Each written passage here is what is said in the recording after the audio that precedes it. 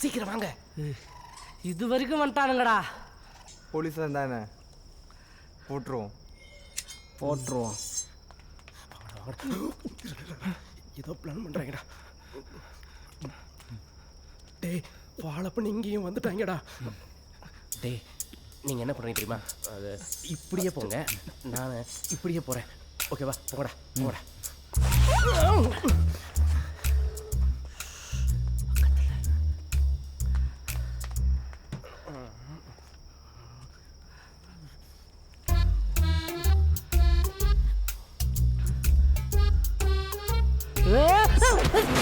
டேய் போடா.